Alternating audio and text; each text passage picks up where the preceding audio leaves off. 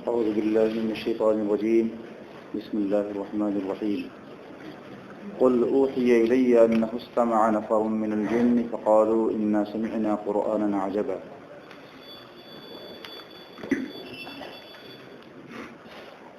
یہ سورۃ الجن ہے اور مکی ہے. یہ سورہ اعراف کے بعد نازل ہوئی مکہ میں، اور جب حضور اکرم صلی اللہ علیہ وسلم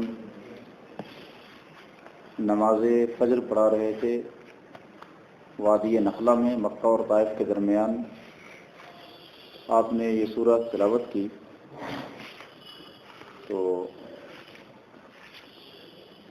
جنوں کی ایک جماعت وہاں پر پہنچی. پہلے ہوتا تھا کہ جن آسمان تک پہنچتے تھے اور آسمان کی خبروں کو سن کر آتے تھے، پھر زمین والوں میں جو کاہن ہوتے تھے، جادوگر ہوتے تھے، ان کو بتاتے تھے کہ آسمان میں کیا ہو رہا ہے. تو فرشتوں کی باتوں کو ان تک پہنچاتے تھے، پھر یہ کاہن لوگوں میں پھیلاتے. تو اس دن ایسا واقعہ پیش آیا کہ ان کے اور آسمان کے جانے کے درمیان ایک دیوار حائل ہو گئی اور وہ خبر سننے کے لیے جا نہیں سکے. جس طرح سے پہلے جایا کرتے تھے خبر سنتے تھے، رکاوٹ ہو گئی ان کے لیے. تو کہا کوئی ایسی چیز ہے جو ہمارے اور آسمان والوں کے درمیان حائل ہو گئی ہے، پتہ لگاؤ کون سی چیز ہے. فاضربوا مشارق الارض ومغاربها، تو زمین کے مشرق و مغرب کا سفر کرو. تو ان جناتوں نے جو جایا کرتے تھے اپنی فوج جماعت در جماعت بھیجی مختلف علاقوں میں پتہ لگانے کے لیے کہ کون سا واقعہ پیش آیا ہے، ذرا اس کو معلوم کریں. تو ایک جماعت ادھر آئی مکے کی طرف، تہامہ کی طرف. جو تہامہ کی طرف وہ جماعت وہاں پہنچ گئی جہاں وادی نخلا میں حضور صلی اللہ علیہ وسلم نماز فجر ادا فرما رہے تھے، اور انہوں نے غور سے قرآن مجید کو سنا. سرکار تلاوت فرما رہے تھے تو قرآن کی تلاوت کو سماعت کیا. پھر اپنے قوم میں یہ پلٹے اور کہا انا سمعنا قرآنا عجبا، ہم نے ایک عجیب و غریب قرآن سنا ہے، جو تعجب میں ڈال دینے والا قرآن ہے. یعنی اپنی فصاحت کے اعتبار سے، بلاغت کے اعتبار سے، اور رسانت لفظ کے اعتبار سے، دقت معنی کے اعتبار سے ایک عجیب غریب قرآن ہے. تو پھر یہاں پر ایک بحث یہ پیدا ہوتی ہے کہ حضور اکرم صلی اللہ علیہ وسلم نے جنات کو دیکھا یا نہیں، جنات کی حقیقت ہے کیا. جب قرآن میں اس کا ذکر آیا ہے، اور قرآن میں جب سورہ ہی ہے جس کا نام سورۃ الجن ہے، آخر جنات کوئی ایسی حقیقت ہے جس کو جھٹلایا نہیں جا سکتا. اس کے درمیان علماء کے درمیان کافی اس پر بحثیں ہیں کتابوں کے اندر. قدیم فلاسفہ کا کچھ اور کہنا ہے، جدید فلاسفہ کا کچھ اور کہنا ہے. اسی طرح سے جنات کے دیکھے جانے یا نہ دیکھے جانے کے سلسلے میں بحث تفصیلی طور پر علماء نے کلام کیا ہے کہ جنات ہے کیا. کچھ لوگوں نے کہا کہ یہ جنات ابلیس کی اولاد ہے، اسی کو جن کہا جاتا ہے.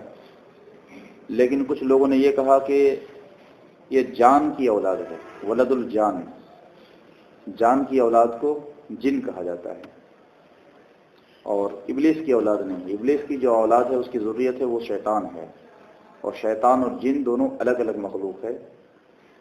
اور کچھ لوگوں نے کہا کہ یہ ملائکہ ہیں. وہ انتہائی ضعیف قول ہے کہ ملائکہ ہی میں جو ملائکہ ہی کو جن کہا جاتا ہے. اس میں جو خیر ہیں جو اس کو جن کہہ دیا گیا، اور جو شر ہیں اس کو شیطان کہتے ہیں. اہل شر کو شیطان کہتے ہیں اور اہل خیر کو ملائکہ کہتے ہیں. لیکن انتہائی ضعیف بات ہے. ضعیف کیا، ایک دم مردود ہے، قول مردود ہے. اللہ تعالیٰ نے فرشتوں کو نور سے پیدا فرمایا، انہ مخلوق نوری یتشکل من اشکال مختلفہ. اور جن کی تعریف کیا کی جاتی ہے، الجن مخلوق ناری یتشکل باشکال مختلفہ. یہ ایک ناری مخلوق ہے جن، جس کو اللہ تعالیٰ نے آگ سے پیدا فرمایا اور فرشتوں کو نور سے پیدا فرمایا. تو جو دونوں کی تخلیق میں فرق ہے. پھر اللہ نے فرمایا اس میں سورہ رحمان میں وَخَلَقَ الْجَانَّ مِن مَّارِجٍ مِّن نَّارٍ، لپٹ مارنے والی آگ سے ہم نے جان کو پیدا کیا۔ تو جان یہ جناتوں کا جو سردار ہے، جناتوں کا جو باپ ہے، اس کا نام جان ہے۔ پھر اسی سے جو نسل چلی وہ جن کہلائی۔ اس لیے کہا جاتا ہے جن کے بارے میں کہ یہ جنیون کا واحد ہے، اس طرح انس ہے انسیون کا واحد ہے، اسی سے یہ جن ہے۔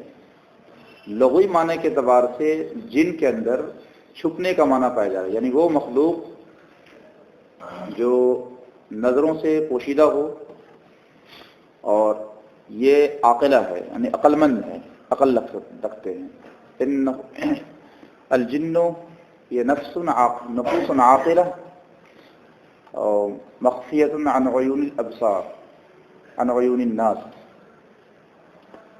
تو اسے جن کہا جاتا ہے۔ لیکن جس مادے سے نکلا ہے یہ جن کا معنی ہوتا ہے سترہ، چھپا لینا، جیسے فلما جن علیہ اللیل راکبا، جب رات نے اس کو چھپا لیا تو حضرت ابراہیم نے ستارے کو دیکھا، تو اس کے اندر چھپنے کا معنی پایا جائے گا۔ اور اس مادے سے جتنے بھی کلمات نکلیں گے سب کے اندر استتار اور اختفاء کا معنی پایا جائے گا، جیسے جنہ اور مجنہ۔ جنہ کو کیا بولتے ہیں؟ ڈھال کو بولتے ہیں۔ مجنہ بھی ڈھال کو کہا جاتا ہے۔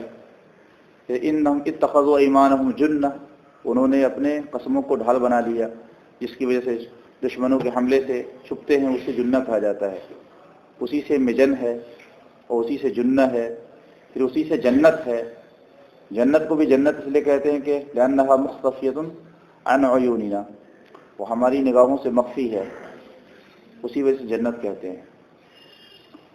اور جنت کا اصل معنی ہے باغ، باغوں میں سے ایک باغ ہے، اسی وجہ سے اسے جنت کہا جاتا ہے۔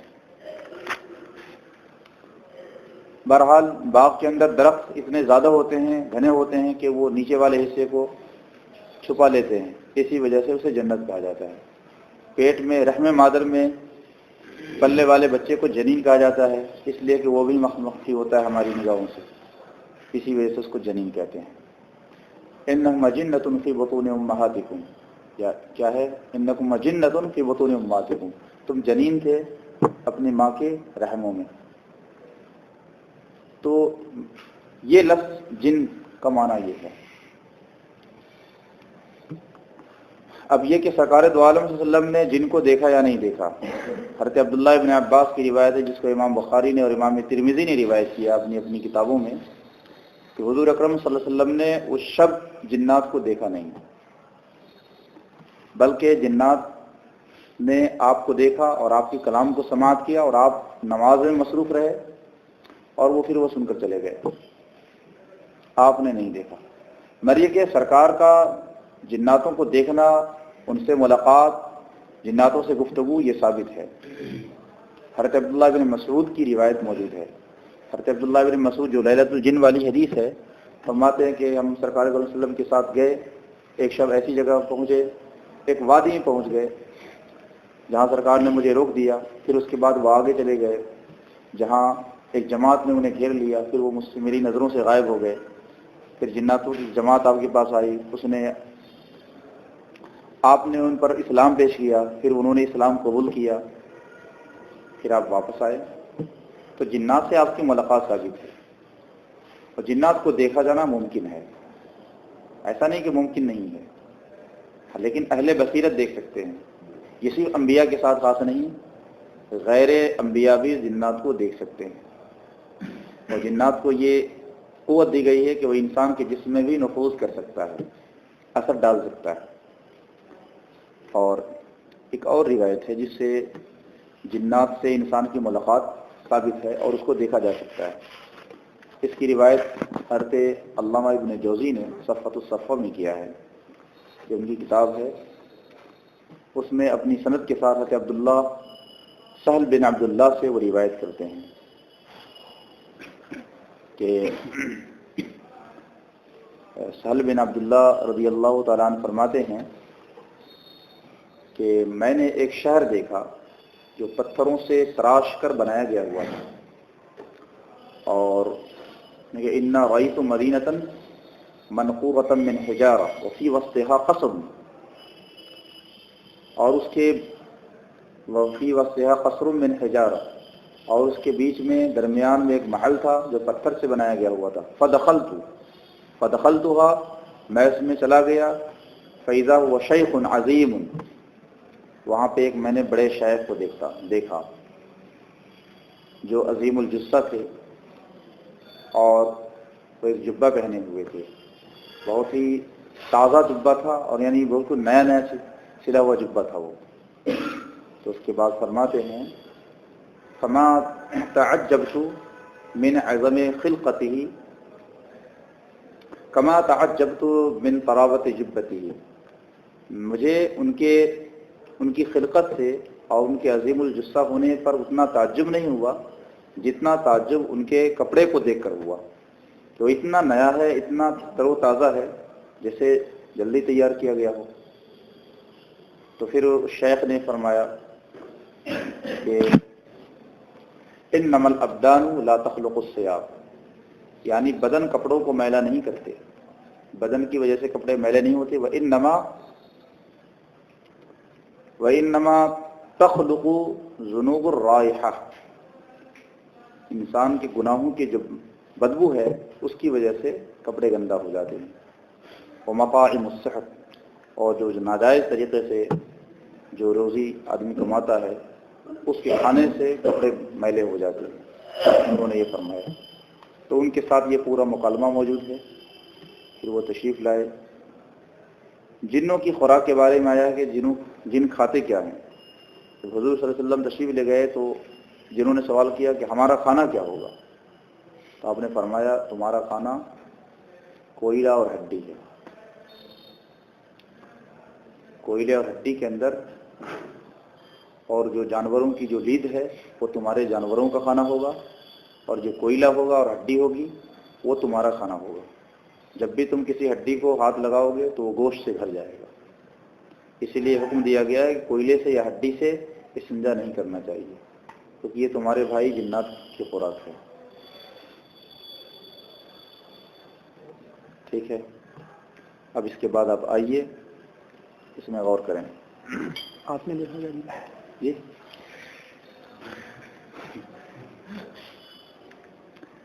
سب ساری باتیں نہیں کی جاتی، سمجھے.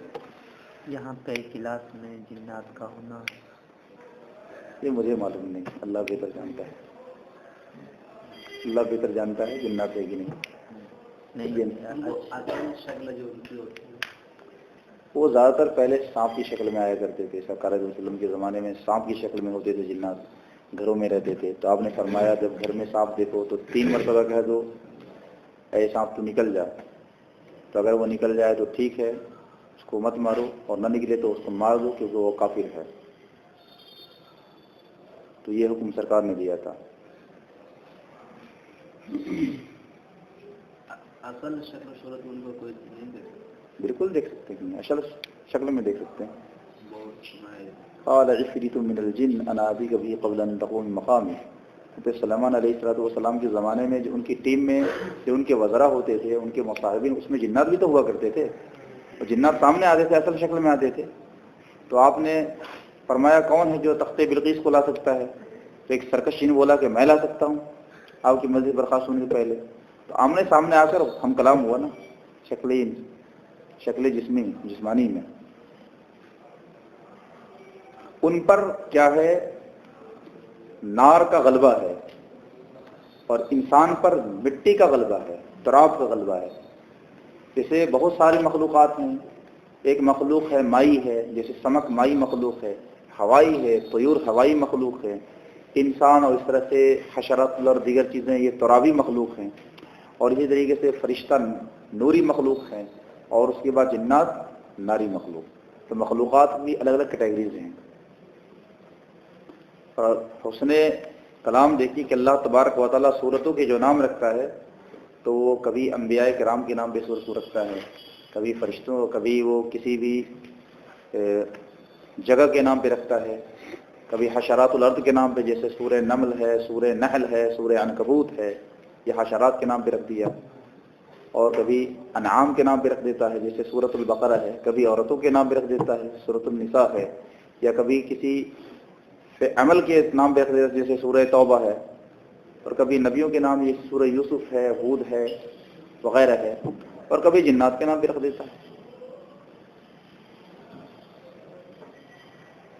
تو یہ اس کی شان ہے، جدھر چاہے جس نام کے ساتھ چاہے وہ رکھ دے۔ پر یہ تو حقیقت ہے کہ جنات موجود ہیں۔ بہت سے مفکرین نے اس کا انکار کر دیا کہ جنات کوئی اصل ہے نہیں، جیسے سر سید احمد خان نے جو تفسیر لکھی قرآن کی، تو انہوں نے کہا جنات اور انسان یہ دونوں اصل میں سرکش انسان کو جنات کہتے ہیں اور شریف کو انسان کہتے ہیں، اور جیسے بدوی غیر بدوی، جیسے سرکش ہے بدوی ہے، ان کو اللہ تعالیٰ نے جن سے تعبیر فرمایا ہے، اور جو شریف ہیں مہذب ہیں متمدن ہیں ان کو ان سے تعبیر فرمایا ہے۔ اس طرح کی انہوں نے توجیہ کر دی، لیکن قرآن تو اس توجیہ کے خلاف ہے، فرماتا ہے خلق الجان من مارج من نار۔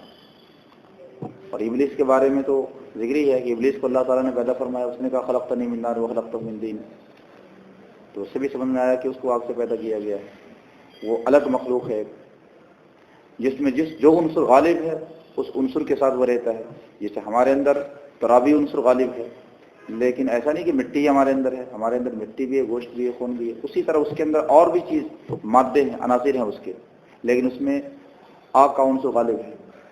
اب یہ سوال پیدا یہ ہوتا ہے ایک ذہن میں، تو تفسیر کی کتابوں میں تو یہ بات موجود نہیں ہے، لیکن میں آپ کو بتا رہا ہوں آپ کے ذہن کے انکشاف کے لیے، کہ سب سے پہلے اللہ تعالیٰ نے جنات کو زمین پر کیوں بسایا، انسان کو بعد میں کیوں بسایا؟ اس کی وجہ یہ ہے کہ جب زمین سورج سے ٹوٹ کر جدا ہوئی تو ایک دہتے ہوئے انگارے کی شکل میں تھی، اور زمین پر کسی متنفس انسان کا زیرو کا قیام ناممکن تھا، تو اللہ تعالیٰ نے ایک ایسی مخلوق بنائی جو آگ کی جو ہٹ ہے، اس کی گرمی ہے، اس کو برداشت کر سکے۔ تو پہلے جناتوں کو بھیجا گیا کہ اس زمین گرم والی زمین پر پہلے تم قیام کرو، پھر جب زمین یہ انسانوں کے رہنے قابل ہو جائے گی پھر حضرت انسان کو بھیجیں گے۔ تو یہ حکمت ہے پہلے جناتوں کو زمین پر آباد کرنے ہیں۔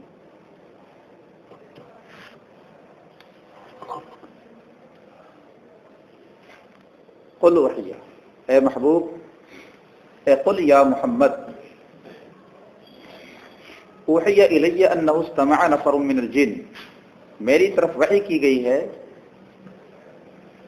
کہ جنوں کی ایک جماعت نے قرآن کا پڑھنا سنا، کہ انہو میں جو ضمیر ہے وہ شان ہے، فقالوا، اور انہوں نے کہا بے شک ہم نے ایک تعجب والا قرآن پر سنا، یعنی ایسا قرآن سنا جو تعجب میں ڈال دے۔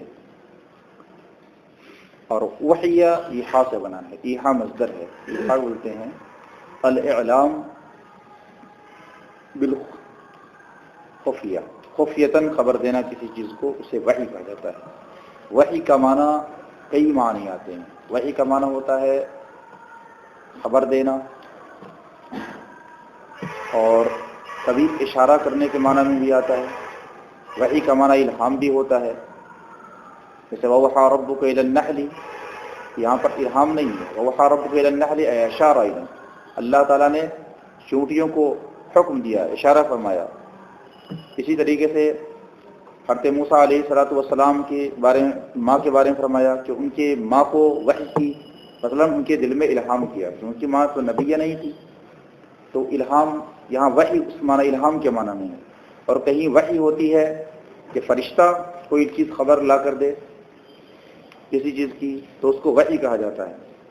مجھے وحی کی گئی ہے کہ جنوں کی ایک جماعت نے غور سے سنا، استماع کا لفظ آیا، الاستماع هو الاصغاء للسمع بالقصد، یعنی قصد کے ساتھ، ارادے کے ساتھ کسی چیز کی طرف متوجہ ہو کر سننا، اس کو استماع کہتے ہیں۔ اور اتفاقیہ طور پر بغیر قصد کے سے کسی چیز کو سن لینا، اس کو صرف سماع کہتے ہیں۔ سمع میں اور استماع میں یہی فرق ہے، جو بالقصد ہو اور توجہ کے ساتھ ہو اس کو استماع کہتے ہیں۔ نفر کا استعمال یہاں پر ہوا. نفر کہتے ہیں 3 سے 9 تک مردوں کی جو تعداد ہو اس کو نفر کہا جاتا ہے. امام راغب اصفہانی کے مطابق کہ 3 سے 9 تک مردوں کی جو جماعت ہوتی ہے، تعداد ہو، اس کو نفر کہا جاتا ہے. اس کی جمع انفار ہے. اور جن، اس میں یہ جنیون کی جمع ہے، اس میں جن صحیح ہے. فقالوا انا سمعنا قرآن عجبا. تو یہ اوحی الی انہ استمع، تو اوحی نائب فاعل ہے، اس کے بعد الیہ یہ متعلق ہے اوحی سے، اور انہ استمع نفر من الجن، یہ پورا جملہ فعل فاعل پھر ظرف الو، اس کے بعد یہ پورا نائب فاعل بن جائے گا اوحی کا. تو فعل اپنے نائب فاعل اور تمام متعلقات سے مل کر یہ مقولہ بن جائے گا قل کا. اور قل فعل امر، اس میں انت ضمیر پوشیدہ اس کا فاعل، تو فعل امر اپنے فاعل سے اور مقولے سے مل کر فعل امر جملہ انشائیہ ہو جائے گا. جملہ انشائیہ مستانفہ، جس کے لیے کوئی محل اعراب نہیں. اور یہاں قرآن عجبا فرمایا، ہم نے ایک تعجب والا قرآن سنا. عجب اصل میں کیا ہے؟ یہ عجیباً کے معنی میں، قرآن عجیباً بدیعاً یباین کلام الناس فی رفانۃ اللفظ و دقت المعنی. نے ایک ایسا قرآن سنا جو تعجب میں ڈال دینے والا ہے. تو یہ گویا کہ قرآن کی جو صفت مصدر سے لائی گئی ہے، یہ بطور مبالغہ، یہ عجباً مصدر ہے اور یہ تشبیہ بلیغ ہے. اس کے اندر مبالغتاً سمجھیے اس کو عجب کہہ دیا گیا. بہت ہی تعجب خیز قرآن ہے. یہدی الی الرشد، جو سیدھی راہ بتاتا ہے. فآمنا بھی، تو ہم اس پر ایمان لائے. ولن نشرک بربنا احدا، اور یہ کہ ہم ہرگز اپنے رب کے ساتھ کسی کو شریک نہ ٹھہرائیں گے. اس کے بعد جتنا آ رہا ہے سب اسی پر معطوف ہے. انہ استمع وانہ تعالی، یہ پورا جملہ 16 مرتبہ آیا ہے، یہ سب اسی پر معطوف ہے اور اس نائب فاعل بن جائے گا. یہ جو استماع اور استمتاع میں فرق استماع ہے، استمتاع نہیں، استماع ہے. استماع، اس میں جو فرق بتایا گیا یہ ضروری ہے. بالکل ضروری ہے.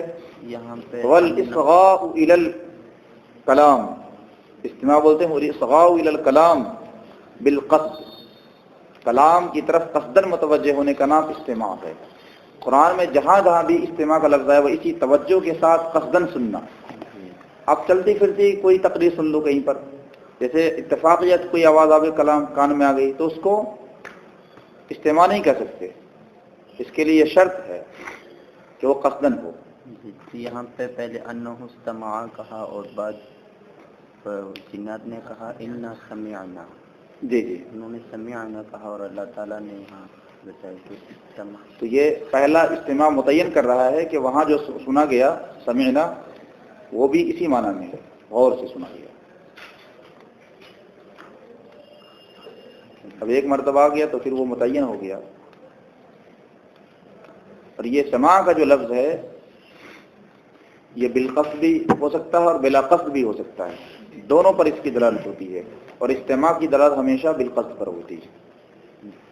جی، فکل مستمع سامع ولیس کل سامع مستمع. یہ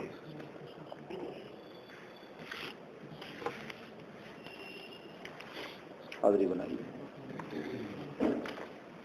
اور کوئی اعتراض ہو جواب